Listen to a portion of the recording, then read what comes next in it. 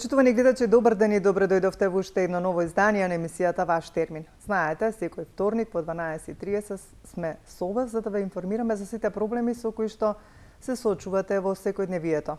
Така ќе биде и во оваа емисија, одлучивме малку да посветиме внимание на еден психолошки момент, значи станува збор за нарушување во исхраната, по-конкретно за анорексија и булимија.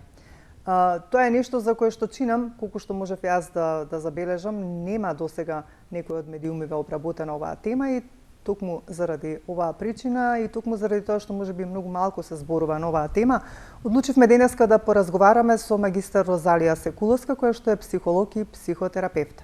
Таа веќе со мене во студиото, ќе поздравам за кратко, а ќе ви го најавам и оној прилог кој што во оваа сезона го работиме со магистар Татјана Павлова, нутриционист, и е продолжение од минатата емисија, станува збор за засладувачите, односно ќе да знаете нешто повеќе какви се засладувачи се нудат на нашиот пазар и кои ни се здрава опција за да си ги консумираме. Ќе го најавиме малку и подоцна прилогот, се надевам и тој ќе биде од ваша користа. Се надевам и ова денес што ќе го говориме во однос на нарушувањето на исхранатите, како ќе биде од корист за сите оние кои што имаат вакви проблеми, а некако можеби и не се осмелуваат да побараат помош. Розалија, ви благодарам што денес ќе бидете дел од Ваш термин да проговориме за оваа тема и добро дојдовте. Добро ве најдов и благодарам за поканата. Така. Кажав, ќе говориме за нарушување во исхраната. Баш со тебе говоревме дека досега чинам некој не проговорил на оваа тема и уште повеќе што не се говорело, да кажеме повеќе информации за да им стане јасно на нашите гледачи што е тоа и ако има таков проблем да побараат совет, се разбира. Па што представува нарушување во исхраната?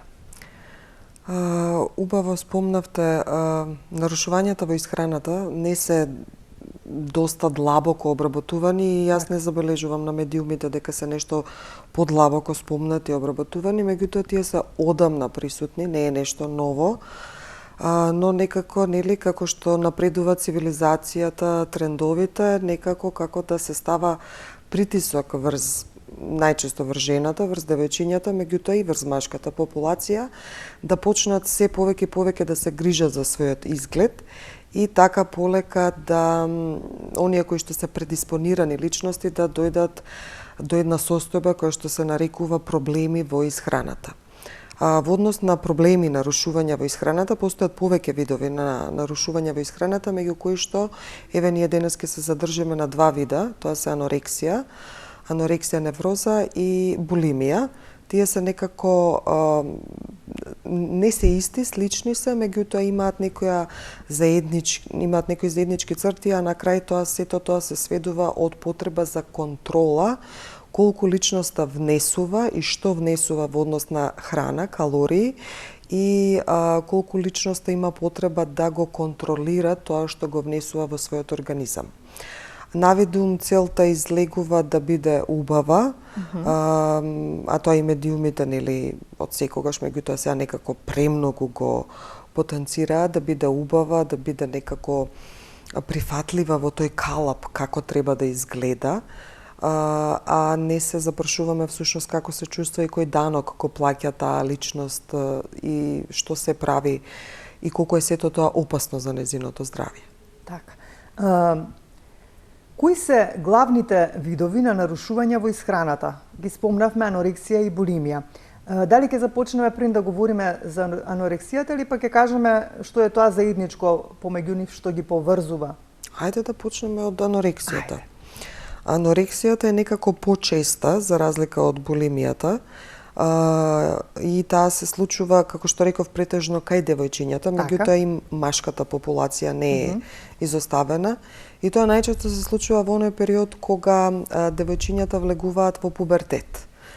Гледаме сега дека и пубертетот е снижена возрастната граница, така да може да се каже дека некаде од 12-14 година веројатноста да се случи анорексијата е многу поголема и понатаму се развива подмолно. Тоа е таа некоја возрастен период кога се јавува, тоа е затоа што девојчињата влегуваат во пубертет, веќе се случуваат тие секундарни полови карактеристики, растење на градите, ширење на колковите. И пак ќе речам, не сите, меѓутоа оние кои што имаат предиспозиции, без разлика дали се тоа биолошки, генетски, социјални претисоци и определена структура на личноста, имаат поголема веројатност, значи не каузалитет, не мора да значи дека ќе се случи 100% анорексија, туку имаат поголема веројатност да потпаднат во оваа категорија проблеми со исхраната, нарушувања со исхраната. Така да тие не можат да се носат, значи со моментот дека стануваат жени, од девојчиња преминуваат, значи во периодот на жена која што ги има тие секундарни полови карактеристики, а кај момчињата тие таа зголемена килажа доведува до мускулна маса, кај девојчињата доколку не се вежба, не се обликува, не преминува во мускулна маса, така? И го чувствуваат како вишок, како нешто што ја расипува нивната идеална слика како треба. Ова треба го нагласувам затоа што тоа се нивните правила, меѓутоа не треба, тоа е некоја нивна искривена слика, како треба да изгледам за да бидам убава, а всушност тие се убави. И почнуваат да се ставаат на рестриктивни диети, да внимаваат што јадат, кога во текот на денот јадат, колку јадат, па дури понатаму во поодминатите години, значи 20-30 годишна возраст, доколку тоа земе замав, веќе станува и како стил на живот. Некако како да се навикнува организмот, најверојатно и Точно. Да. И организмот е навикнат. Несвесно навлегуваат. Точно. И тие веќе се навикнати во еден образец на однесување, што смеам да јадам, што не јадам, што сум ги слушала како кажуваат, ја веќе 10 години немам пробано смоки. Значи, чоколадото денеска ми е ставено на репертоар за јадење, меѓутоа јас можам само да го лизнам чоколадото. Значи, до тој степен кажуваме колку ова не е здраво. Значи не е во ред. Сепак чоколадото се јаде. Значи гледаме дека се подвргнуваат на многу рестриктивни диети, на многу рестриктивен живот и сето тоа е понатаму пропратено со многу физички вежби, исцрпувачки физички вежби. Сега имаме многу, и тогаш имавме, меѓутоа и сега имаме избор на секакви, дали се тоа кардио вежби, дали се тоа трчање, качување на планини, јога и така натаму, меѓутоа тие малку внесуваат храна, малку има калории, а повеќе трошат и запаѓаат во тој круг, во тој стил на живот кој што го нарекуваат за нив здрав стил на живот, затоа што целта е да бидам убава. Меѓутоа кај нас е прашањето зошто баш е целта да бидам убава кога тие се навистина убави, бидејќи имаат искривена слика за себе. Сега во однос на анорексијата, и анорексијата се дели на некои два вида на анорексија.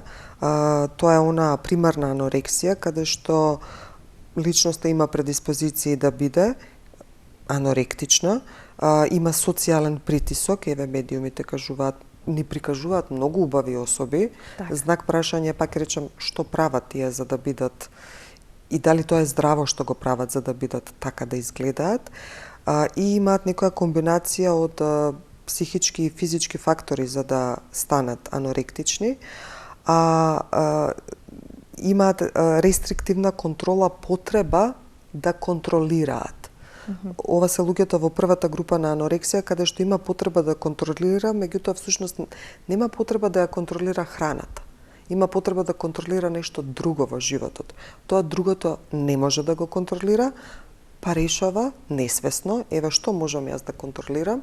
Можам да контролирам колку ќе внесам, колку ќе исфрлам од мојот организам и тоа мене ми дава некоја чувство на сатисфакција, самодоверба, сигурност, безбедност дека јас веќе правам контрола во мојот живот. Тоа е рестриктивен вид на анорексија и другите се компулзивни, каде што тука некако анорексијата се приклопува со булимијата.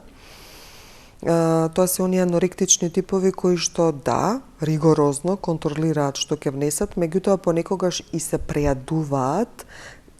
И тоа, кога ќе го видите, тоа е една слика каде што се преполнуваат, го преполнуваат желудникот со што и да им дојде. Кисело, благо, солено, junk food, значи она нездрава храна, здрава храна, се не е битно, јадат компулзивно, го полнат желудникот и понатаму компулзивно го празнат желудникот, го изфрлаат тоа од себе со со сила, значи со неприродно изфрлање, со сила се изфрла храната и се применуваат лаксативи за да излезе тоа од нив. Значи тоа се тие некои два вида основни вида на анорексија. Така. Ајде тука ќе побарам од режија нека ги пушта телефоните, па ако има некој кој што сака нешто да праша во однос на овие проблеми, да се приклучи во нашиот разговор, ќе може секако да се јави на нашите телефони, да постави некое прашање што е од негов интерес, се социјално или да добие некоја насока или одговор од мојата денешна соговорничка.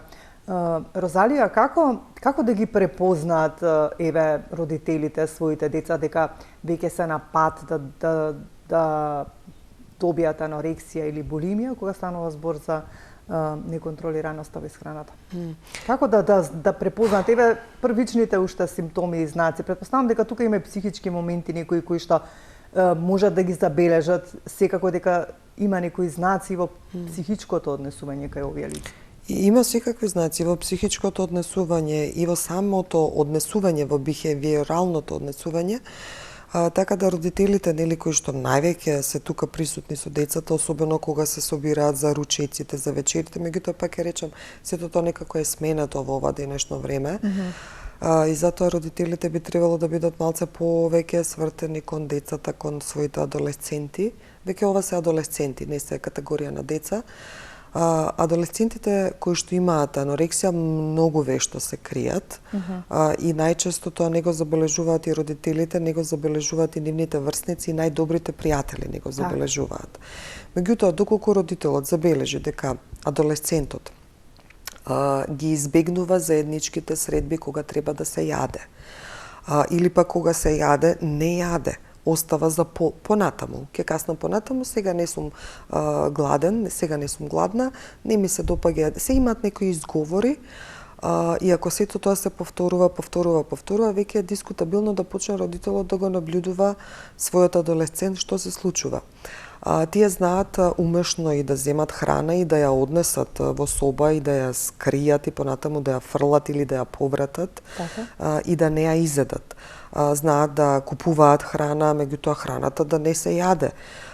Понатаму, што може да забележат родителите и луѓето околу оваа категорија на веќе болест, можеме да кажеме дека е и состојба и болест, дека тие најчесто носат широки облеки. Затоа што, пак ќе речем, тие се слаби во глобала, меѓутоа имаат чувство дека не се доволно слаби за да ги задоволат своите приоритети, калапот, како треба да изгледаат, затоа што најчесто имаат некој идеал како тие треба да изгледаат, како таа позната личност, како онаа позната личност, и носат широка облека, темна облека, за да не ги покажуваат облините. А пак ќе речем, тие се слаби. За својата височина, за својата телесна конституција, тие се 15-20% под килажата, која што би требало да ја имаат. Понатаму, тоа се некои бихевиорални облици на однесување кои што може да се видат. Исто тука се и пореметувањето во сонот, изолацијата, немаат потреба да се дружат, ги избегнуваат дружбите, затоа што тие им се напорни дружби, особено ги избегнуваат дружбите каде што има храна, каде што има пијалоци, за да не дојдат во таква ситуација да мора да јадат или пак да бидат поканети да јадат. Имаат проблеми во сонот, имаат проблеми со кожата, затоа што имаат секакви проблеми кои што надвор може да се забележат, а што па се случува внатре во самиот организам.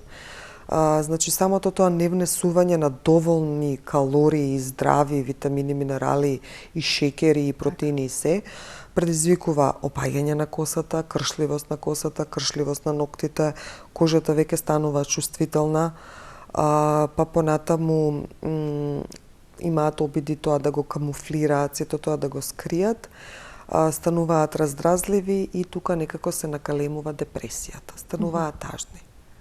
Без некоја посебна причина, значи не се случува ништо, нема ништо посебно да се случило во организмот за да во светот околу нив за да се чувствуваат тажни, меѓутоа тие длабоко во себе ја носат таа тага, тоа чувство на незадоволство и исконски, историски го провлекуваат понатаму низ 20, 30, 40 години од животот.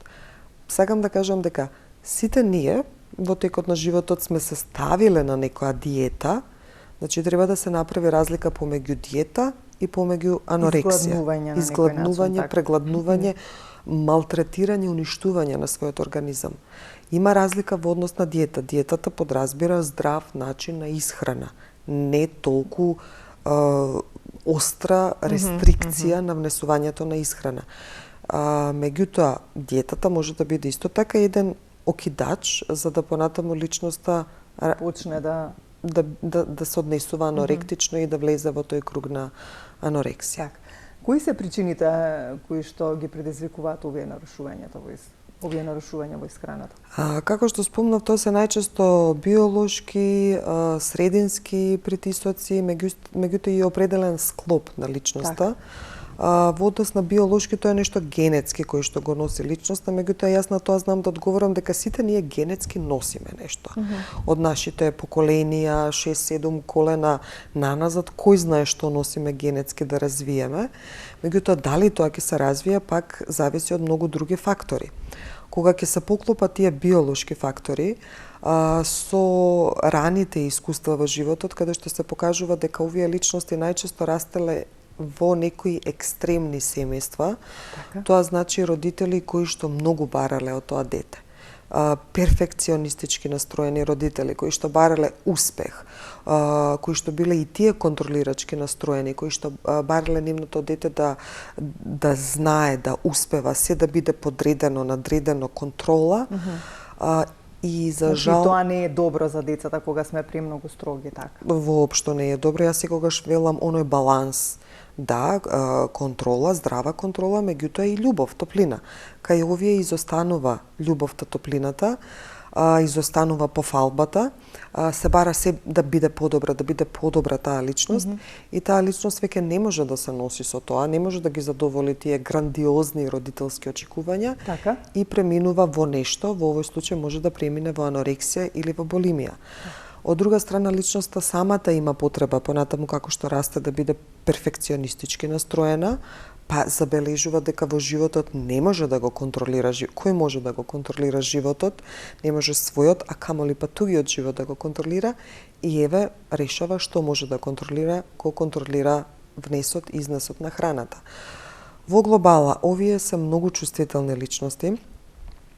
Овие се личности кои што имаат ниско себепочитување, а себепочитувањето се гради во првите 5-6 години од животот и за тоа се многу важни самите родители во градењето на себепочитувањето и овие личности, пак ќе речам, имаат искривена слика за себе.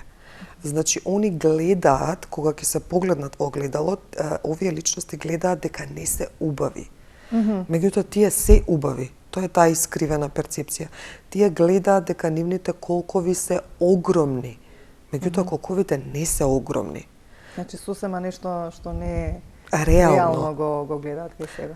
Така да имав клиентка која што велеше, значи, дека незината рака е многу дебела, а незината рака тука горе беше колку мојата рака доле. Меѓутоа, таа перцепира дека незината рака е дебела. Сакам да кажам дека тоа е една искривена перцепција каде што ние понатаму работиме да таа перцепција се вклопи во реалната слика. И овие се тие личности накусо речено кои што во глобала се некако предиспонирани да имаат понатаму проблеми во исхраната. Ајде сега ќе се одмориме малку со прилогот кој што го најавив од магистар Татјана Павлова, значи пак еве нешто ќе биде околу исхраната. ние вака што нели не сме многу слабички, сакаме понекогаш да си каснеме благо, меѓутоа кои се тие здрави засладувачи кои што може да ги консумираме, а да не ни нели штетат во однос на шеќерите, нели покачувањето на шеќерот и влијанието врз дебелината. Ќе да знаете во прилогот и секако повторно потоа ќе се вратиме назад во студио.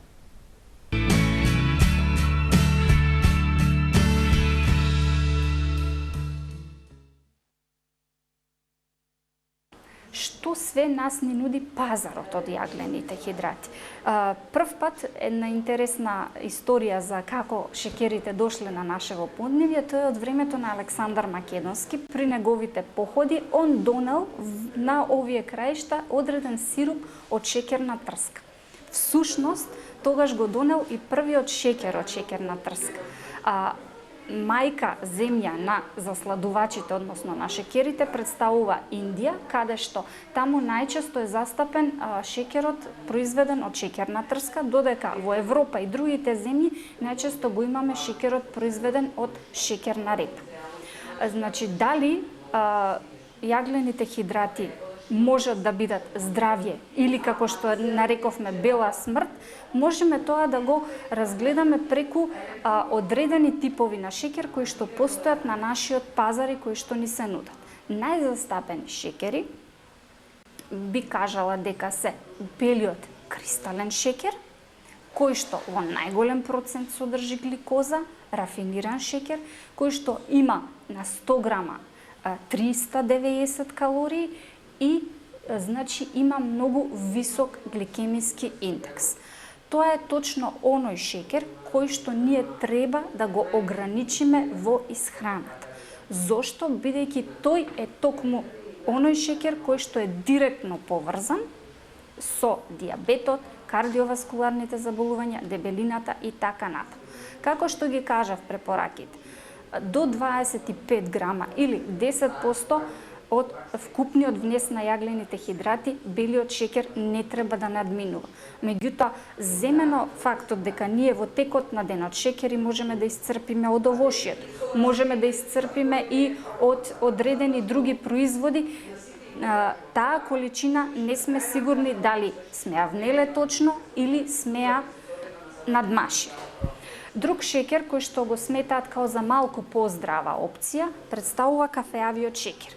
Кафеавиот шеќер не е ништо поразличен од белиот шеќер, кај него само постои одредени микроелементи кои што нели ја даваат онаа кафеавкаста боја, меѓу кои железото, магнезиум и така натаму.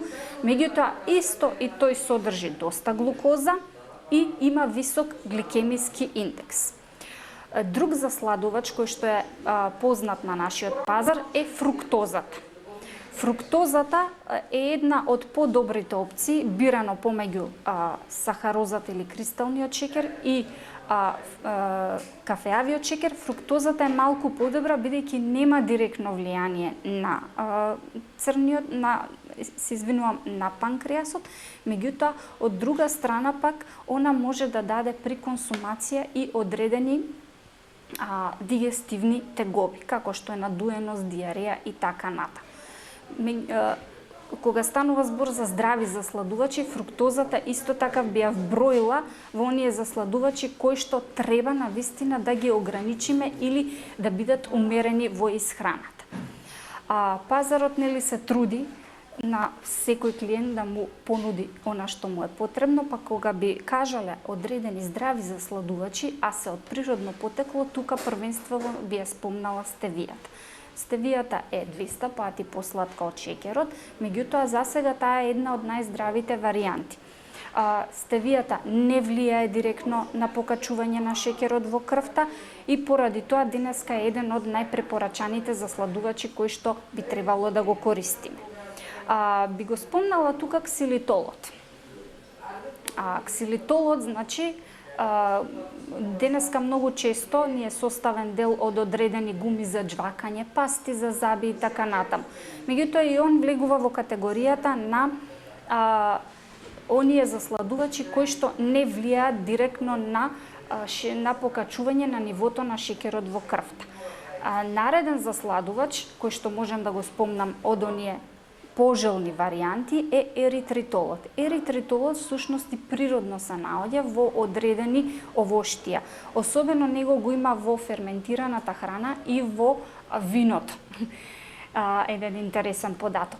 Меѓутоа, еритритолот е оној тип на шекер кој што знае да даде одредени дигестивните гоби, надуеност и така натаму. Медот, агавиниот сируп и уште еден кој беше? Јаворов сируп. Чекај, значи вака. Кога збориме за природни здрави варијанти на засладувачи, како што е медот, агавиниот сируп и јаворовиот сируп, со нив би кажала дека мора на вистина многу да бидеме предпазливи во исхраната. Доколку најчесто нив ги препорачуваме во оној период на детската возраст, меѓутоа веќе како старееме нив на вистина треба да ги ограничим. Медот колку и да содржи хранливи материи и да кажеме дека е здрава варијанта, сепак и тој содржи одреден процент на гликоза и фруктоза.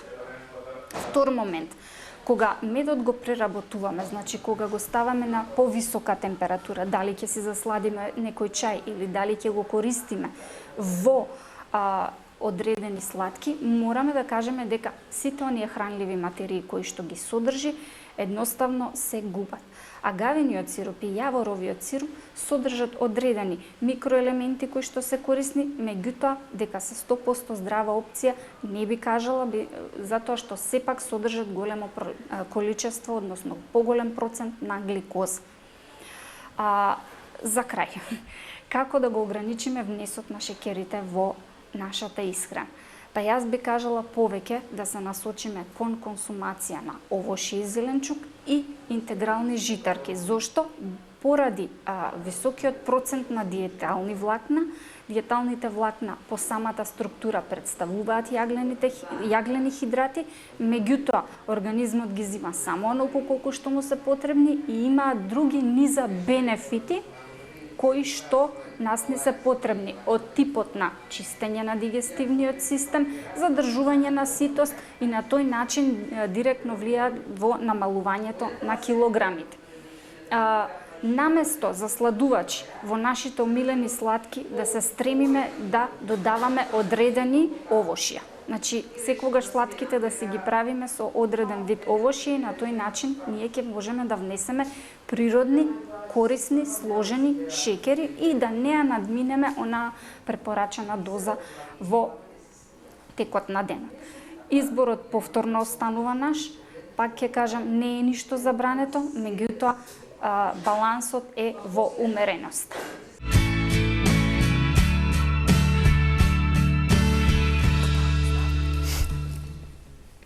И сме повторно назад по студиото. Се надевам дека советите од магистар Татјана Павлова, нутриционист, кога станува збор за тоа кои засладувачи да ги користите, ќе ги послушате се со цел да не влие врз здравието ваше лошо во однос на шекерите, кога станува збор за благото. Продолжуваме понатаму со онаа тема за која што сме денес, кажав и веќе кажам повторно за оние кои што подоцна се вклучуваат, нарушување на исхраната, анорексија и булимија, колку е тоа чест проблем, што тоа значи, стигнавме негде до тоа да кажеме нешто повеќе околу тоа кои се последиците од овие два проблеми кога станува збор за нарушувањето. Со мене во студиото е магистар Розалија Секуловска, која што е психолог и психотерапевт. Розалија, кои се последиците од овие две нарушувања во исхраната? Последиците се многу сериозни. Значи, губење на самата телесна тежина и тоа огромно губење на телесната тежина, кое што е повеќе изразено кај анорексијата, кај булимијата не мора да биде изразено. Иако пак е речам, анорексијата и булимијата може да бидат преклопени една со друга. Проблеми во сонот, депресивно чувство на депресија, депресивно расположение, отуѓување, изолација,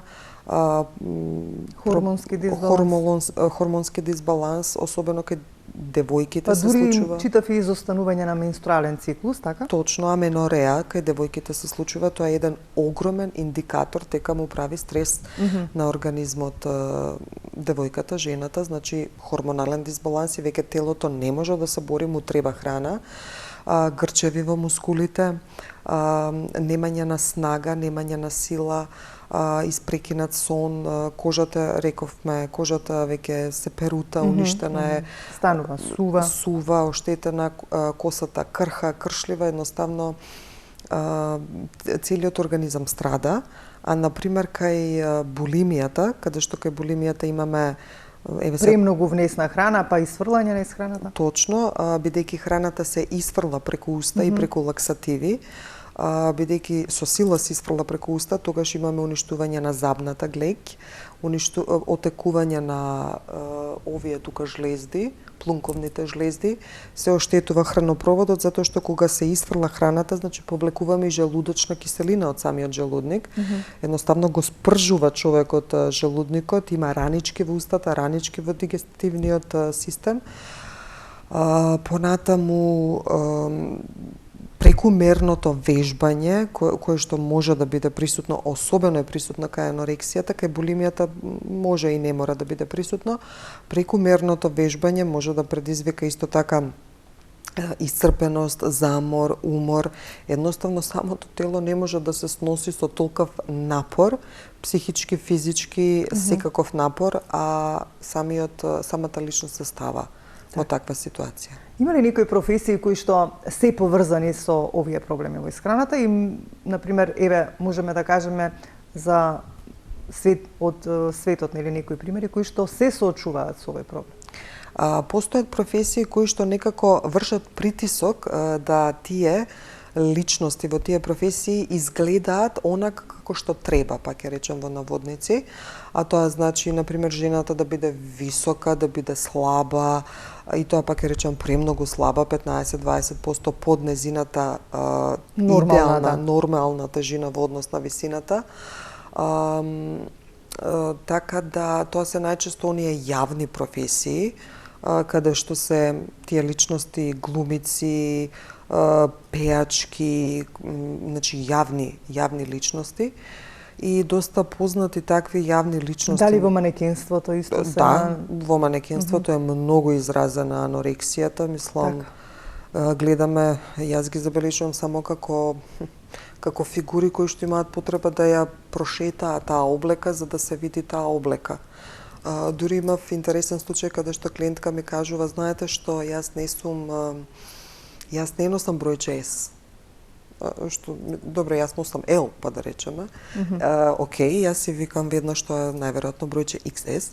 Вика, не, јас носам посебна облека која што е направена за мене. Значи, тоа е таа него нагласува бројот, така. Тоа е таа грандиозност, потреба од контрола, дека јас сум посебен калап, дека за мене нема калап. Меѓутоа пак ќе речем ова е веќе во патолошка смисла на зборот.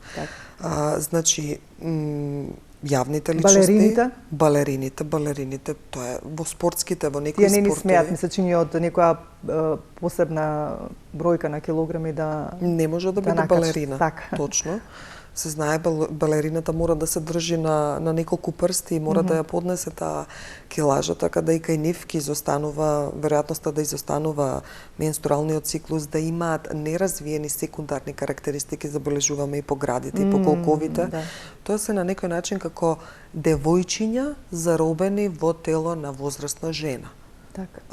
Тоа е баш онака некоја клиничка слика што представува како изгледа аноректична жена. А од спортистите? Од спортистите исто така, значи некои исто видови на спорт како што се гимнастиката, каде што бараат пак определена ниска телесна тежина, за разлика од сосема друга екстремност е бодибилдингот. Уметничкото лизгање може. Уметничкото лизгање исто така бара некои граници каде што мора да се одржува некоја телесна тежина, така. Тоа е сепак една огромна рестрикција, еден огромен социјален напор, притисок од надвор кој што ги тера. Така, меѓутоа треба многу да се внимава и за овие професии за кои што ги спомнавме, да не се доведат во состојба да добијат некоја од овие проблеми. Треба да се внимава. Особено убаво е за да се анорексијата кога станува збор. Меѓутоа најчесто овие некои, значи да излегува од контрола. Излегува од контрола кај некои, многу од овие од анорексијата и од булимијата завршуваат и во болница, каде што тогаш работи мултидисциплинарен тим со нив. Работи, значи, психотерапевт, работи психијатар, каде што се вклучуваат лекарства, работи нутриционист, работи физиотерапевт, затоа што веќе нив телото ги боли, а не може да функционира. Дури и храната, кога ќе дојдат во последните стадиуми, храната која што ја внесуваат, организмот самиот не може да ја внесе и самиот организам ја исфрла храната. Дури да е тоа течност, да е тоа супа, значи за нив веќе во последните стадиуми храната не е лек, храната за нив веќе представува отров. Така да мислам дека убаво е да знаат дека доколку продолжат со ваква ригорозен живот, дека можат и најчесто умираат. Кои можеме да ги спомнеме од нашиве светски познати звезди, еве, можеби некои актерки, пеачки и така натаму, кои што се соочуваат со ваков проблем и кои што и на некој начин веќе им станало можеби стил на живот. Стил на живот, точно. Тоа се многу ги има, мислам многу ги има и ние им се восхитуваме на нивниот изглед, на нивната убавина. Например, позната е Деми Мур. Деми Мур навистина важи за убава жена, за секс символ. Меѓутоа, Деми Мур установено е дека има анорексија. Лејди Гага, познатата пејачка, Анџелина Џоли, каде што можеме и да видиме, значи, во филмовите, видливо е изразено, еве во последните незини слики се забележува колку е тенко лицето, рацете колку се тенки. Од Сара Джесика Паркер. Сара Джесика Паркер од Сексот и градот, исто така исто видливо е, значи самата коските како излегуваат. Токму вчера видов најнови незини фотографии, се уште да е таква каква што била од секогаш, навистина не се менува. Точно. Затоа па ќе речам, проблемот е многу комплексен. Ти имаат слика дека така треба да изгледаат, меѓутоа можат со работа да сватат дека имаат преголема потреба за контрола, дека тоа не е здраво и дека во некој период од животот тоа може да биде и самоубиствено по нив, дека е опасно. Значи, третманот на овие проблеми секогаш оди или кај вас како оние кои што го третираат овој проблем, кај психологот, кај психотерапевтот, како оди третманот, колку време е потребно за да се работи со една личност која што има ваков проблем? Тоа е најчесто прашање кај нас, колку време. Не знаеме колку време. Секоја е приказка за себе, секоја е индивидуална, секоја индивидуа, така да со оваа категорија проблеми во исхраната, без разлика анорексија, булимија, работи мултидисциплинарен тим, психотерапевт, психијатар, каде што се вклучуваат лекарства, нутриционист кој што знае како, колку, кога, што да внесе, во однос на исто така и физиотерапевт, каде што се работат вежби за да се изгубат тие грчеви, зашто они понатаму имаат болки во самите тела, во коските, во мускулите. Понатаму се внесува хормонална терапија, каде што би требало и кај женската и кај машката популација да се дојде до еден хормонален баланс. И што сакам да кажам, кај нас доаѓаат на индивидуална психотерапија, меѓутоа и групната психотерапија е многу добра, затоа што во групната психотерапија тогаш се во група со повеќе луѓе кои што го имаат истиот проблем и самата група во еден момент на кохезивност, на близина, представува и група за поддршка. Која што на вистина на оваа клиентела им е потребна поддршка. Тоа е она поддршка која што ја немале во семејството, не била адекватна, поддршката во текот на животот каде што немале на кого да се ослонат, сега во групата имаат луѓе со сличен проблем кој што ги разбира, ги советува и има поддршка. Така да групната психотерапија е исто така многу добра за оваа клиентела. Така, значи мора да пијат и лекови, антидепресивни лекови за да дојдат во нормала. Точно, антидепресиви, анксиолитици, затоа што честопати се во страв и во депресија, така да се тоа сепак го оставаме на психијатарот, психијатрите препишуваат и ја контролираат терапијата, меѓутоа се внесуваат анксиолитици, антидепресиви за да се заштити самиот организам. Третманите кај вас како одат, колку пати во неделата и колку успеваат од нив да се изборат со овој проблем? Постои можност. Имаме доста примери во праксата, во историјата, каде што луѓето имале анорексија, имале булимија, ја надминале. Меѓутоа, нам ни се потребни ресурси од страна на општеството. Сакам да кажам, прво од микросредината, семејството да соработува со нас. Семејството да биде поддршка, за да кога се враќа таа личност назад во семејството, да не се врати на исто, да се врати на нешто што е променето, затоа што во спротивно нема да имаме ефект. Во глобала треба да бидат пожелно е да бидат редовни на самите психотерапевски сеанси, пожелно да ги слушаат упатствата од сите други стручни лица од мултидисциплинарниот тим и не само да бидат редовни, туку да бидат и упорни. Не може чудата да се случат за еден месец, кога нешто траело 5-10. Како впрочем и за сите психолошки состојби е потребно време. Потребно е време. Значи, доколку некој образец се развивал долго време и доколку обстојувал како стил на живот и човекот нема информации дека може поинаку да биде или пак дека тоа поинаку е здраво, веројатноста да го прифати тоа поинаку му треба многу повеќе време да го соџвака, а да ние ги надминеме тие отпори, одбрамбени механизми, негации и тоа не можеме веднаш да го бомбардираме организмот затоа што ќе има отпор, ќе избега, нема да сака да работи.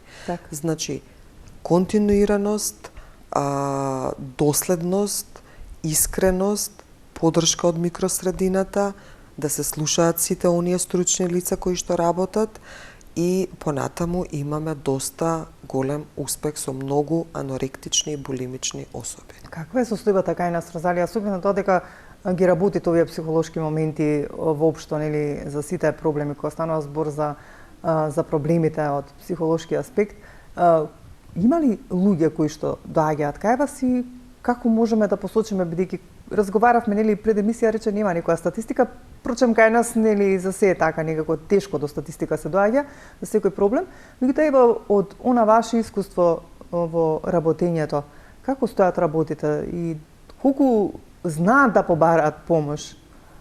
Многу ретко бараат помош. Бараат помош најчесто за нешто сосема друго. Па потоа ќе се надобрди. Да, па после и кога ќе установиме дека всушност станува збор за анорексија или за булимија, некако како тоа да не е важно. Важно е ова другото со кое што дојдов, проблемите на работа, проблемите со партнерот, а ова другото не е важно. А тоа е тоа што ги предизвикува и другите проблеми на некој начин. Сето тоа е поврзано. Сето, мислам, нешто што го загрозува животот е многу поважно, меѓутоа тоа кажува дека личноста не е спремна сега да работи на тоа и не го перцепира тоа како проблем. Тогаш ние имаме проблем затоа што имаме веднаш од старт отпор и не можеме затоа што личноста одбира на што ќе работи. Ние не кажуваме на ова ќе работиме. Така да најчесто доаѓаат со некој друг проблем, па додека дојдеме до вистинскиот проблем анорексија, булимија, поминува време и најчесто тогаш знаат да се заминат дека мене не ми треба затоа што тоа е нивниот склоп, начин на живот. Често пати некои од нив живеат и тоа не го перцепираат како проблем, туку тоа е тоа што се бара од мене. И тоа е контрола, тоа е нешто кое што е, не знам, за мене, мислам, они тоа така го перцепираат, дека тоа е моќ, дека не може тоа секој да го прави. И тоа е точно дека не може секој да го прави, меѓутоа во негативна смисла на зборот.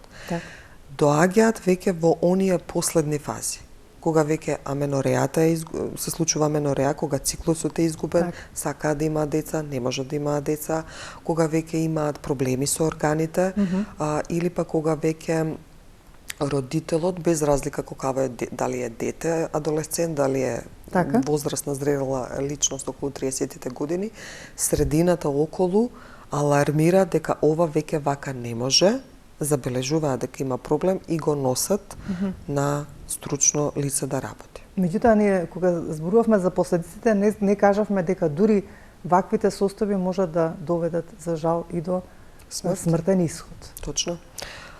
Многу личности, еве, може да се прогугла и да се види, значи многу и познати личности завршиле. Колку починале, да. Починале од анорексија, колку манекенки починале од анорексија, колку млади животи се изгубени затоа што тие имаат внатрешен порив дека така треба Треба да мора. биде, да. И тоа е она што го спомнав претходно, завршуваат на постела, каде што се тресе снагата, каде што До изнемоштеност. изнемоштеност, телото ги боли, значи стигнуваат до степен на инфузија, каде што со инфузија им се внесува храна, витамини, минерали, електролити, каде што се тераат преку уста да внесат храна, меѓутоа не можат и да ја внесат, ја изфрлаат. И тоа се веќе последните стадиуми и завршуваат жално, да. затоа што иако побарале некој од нив на време помош или пак не побарале на време помош, решиле, одлучиле свесно, несвесно, не е битно како, да продолжат со тој нездрав стил на живот, на исхрана. Затоа велиме дека многу е убаво да постои примарна превенција, каде што тоа е всушност едукација, психоедукација на луѓето. Да, меѓутоа, затоа и го одлучивме да говориме, многу малку се говори, скоро и да воопшто не се говори на оваа тема кај нас. Никако, како да е табу тема, како да е фрлена под тепих некаде таму, не постои. Неважна, како да е неважна, меѓутоа е многу толку важна. многу е, Да. како да кажам, може да има и како што ги споменавте оние други последици, па не да боже дури некој за жал смртен исход, нефункционалност и многу проблеми да предизвика. Многу и е сериозна, меѓутоа ова сето тоа е камуфлирано со убавина. Така да денеска со самите овие не е ништо страшно, таа е така, слабичка е, убава е. Да. Ништо И не е. најчесто тие знаат да се кријат, па да, јас јадам, јас имам брз метаболизам, Да, јас нема. да. Не е баш така. Вистината е сосема друга во позадина. Така да, примарната превенција, тоа би значило психоедукација на младите, Добро. психоедукација на возрастните, за да препознаат дали нешто се случува со нивното дете, со Така. нивниот сродник. Значи да имаат сепак контрола на нивните деца во секој случај без разлика на која возраст се. Точно, да има една свесност и младата особа да биде свесна, например, кога тоа го прави, кога веќе почнува со рестрикција, дека зошто се крие? Зошто не го прави тоа јавно? Затоа што некаде однатре знае дека ова не треба другите да го знаат, треба да биде скришно. Значи, со самата психоедукација може би да се разбуди некоја свесност дека леле, ова може еден ден јас да завршам трагично. Тоа е примарната превенција, ова што го зборев е секундарната превенција, значи веќе да се почне со психотерапија, Така. со останатите психијатар, нутриционист, физиотерапевт, и терцијалната превенција е сега ова што го зборуваме, каде што веќе имаме луѓе кои што се во оваа состојба, меѓутоа еве терцијално работиме со нив и во поодминатите фази и се обидуваме да направиме нешто. Вака, како за крај, би побарала од вас да им посочите еден совет до сите оние родители кои што ќе следат оваа емисија и би репризното издание кои ќе го гледаат. Што е тоа што најмногу треба да ги загрижи кога ќе забележат кај едно дете, девојче, било што и да е, и веднаш тие да бидат иницијатори да ја посочат или да ја помогнат да појде и да се консултира со лицата кои што треба да се консултира за да се диагностицира? Родителството е многу тешка професија. Најтешка. Најтешка професија и доживотна професија. Немаме пензија, Така. не одиме во пензија. Токму така, да, и најодговорна. Точно. И родителите грешеле и ќе грешат, и сите ние понатаму ќе грешиме во нашиот живот. Значи не постои безгрешен човек, не постои Токму безгрешен родител, така да не си прават дополнителни стресови дека јас сгрешив или не видов. Меѓутоа, кога ќе забележат што и да е, дали е од областа на анорексија и булимија, дали е од областа на било што, доколку забележат дека немаат контакт со детето, дека детето, адолесцентот им бега, дека адолесцентот почнува да се однесува некако чудно, премногу спие, премалку спие, премногу вежба, избегнува храна, носи широка облека, носи тесна облека, не сака да зборува, раздразливо е, тогаш, она примарно ако изградиле здраво социјемоционално врзување, тогаш веројатноста да тој адолесцент им се довери е поголемо, иако ова го кријат. Меѓутоа, веројатноста барем родителот да допре до детето, па да го повлече и да го однесе кај стручни лица, зашто често пати родителите кажуваат да, јас сум родител, меѓутоа не ме слуша. Не слуша затоа што му е потребен авторитет, лекар, матичен лекар, гинеколог, психотерапевт и така натаму, па дури и нас тогаш не слушаат, затоа што е многу тврдокорно, меѓутоа да го однесат на стручно лице да побараат стручна помош. Што побрзо, значи толку подобро, толку полесно. Меѓутоа да не очајуваат, дури да е покасно, пак може да роди со плод. Така, ако бидат упорни, ако му бидат поддршка. Ти благодарам за денес, се надевам дека оваа тема што обработивме ќе биде од корист и се надевам дека во некое следно издание пак ќе проговориме за нешто друго, бидејќи психологијата е една голема комплексна гранка во која што има навистина многу теми и една од оние вака кои што баш размислував е АДХД-то и за тоа многу малку се зборува, па ајде се надевам ќе се договориме да обработиме и таа тема. Благодарам многу за денес. Благодарам. Почитувани гледачи, тука ќе ве поздравам за денес. Се надевам дека сето ова што го слушнавте ќе биде од ваша корист. Послушајте Розалија, значи магистар Розалија, психолог и психотерапевт, за оно што го говоревме кога станува збор за нарушувањата во исхраната, за анорексијата и булимијата. Препознајте ги симптомите и реагирајте навреме за вашите деца. Ви благодарам за вниманието, ве оставам во убаво расположение, имајте добро здравје, а ние повторно ќе се видиме за 7 дена во исто време.